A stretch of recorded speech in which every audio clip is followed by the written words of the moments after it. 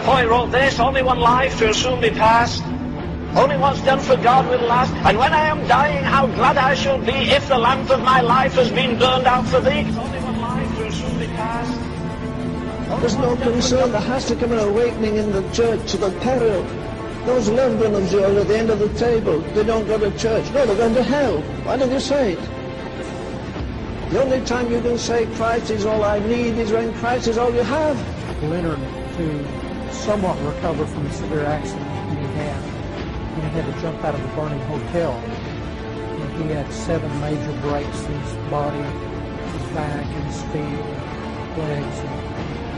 It took 2 or 3 years to recover. And the doctor said, he said, by another 11 years from now, you'll be crippled and paralyzed. Your back's broken, your feet are broken, your legs are broken, you'll be useless. Well, I may be useless, but I'm still hanging on. The only thing that will tie me in victory continually through the blood of Christ is my personal devotion to Him, the Son of God. My adoration that I give Him my tribute every day. It's more than my service. It's more than giving my money. That I love Him and I adore Him and I magnify Him. I take Him, as it were, by the feet. When I read Hebrews 11, I fall on my face, because not one person in Hebrews 11 ever had a Bible. There's a verse there that staggers me, and it says what?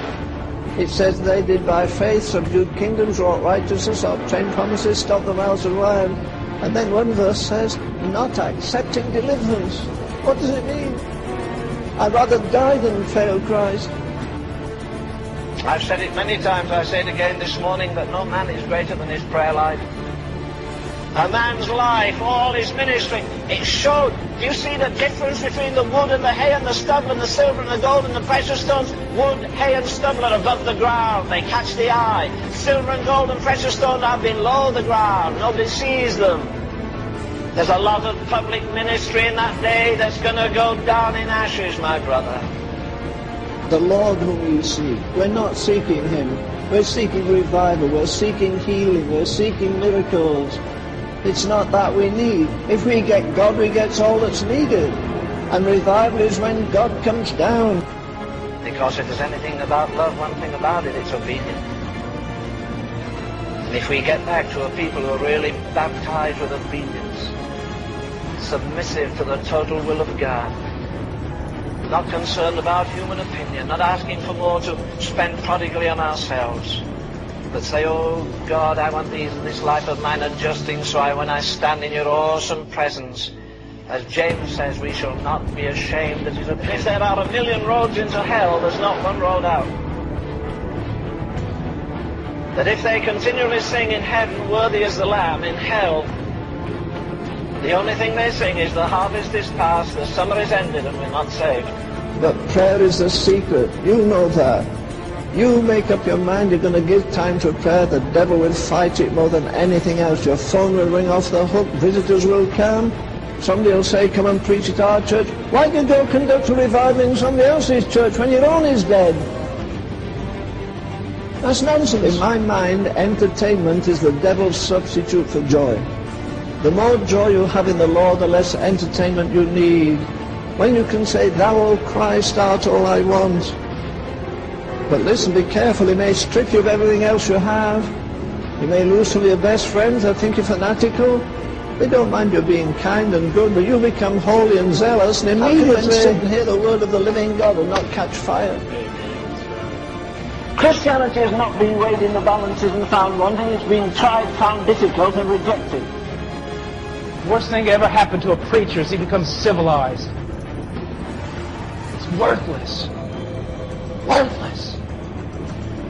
One thing I noticed about Leonard Ravenhill, and I'd take a Leonard Ravenhill over 20 dead Calvinists. One thing I noticed about Leonard Ravenhill, he was dangerous. He was dangerous. The church never had more equipment than she has now. She never had less power. You know, the nitty-gritty of the whole thing is this: we don't know God. We don't know God. We know theology, we know about Him.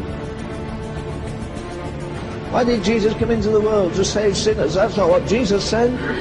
What did Jesus say? I'm come that they may know Thee. Every man that comes in my office, and I get them worldwide, I don't know why, but they come. And I say, first tell me, do you know God? Well, I have a degree. I didn't ask you about that. Do you know God? When was your last encounter with God? When were you last prostrate in His presence? When did you last sit spellbound at His majesty? You don't know God. Till, I don't know, 2 or 3 in the morning. And somebody said God came down that night. Well, that's where revival is born. You can't schedule it. The stupid thing, we're going to start a revival next Sunday night and finish there. Who gives orders to the Holy Ghost? Sensitivity to the Spirit of God is one thing I covered. I want to be one of the 10 most wanted men in hell. I want the demons to say, Jesus I know and Ravenel I know. Jesus I know and Del I know. That's why the devils opposed him.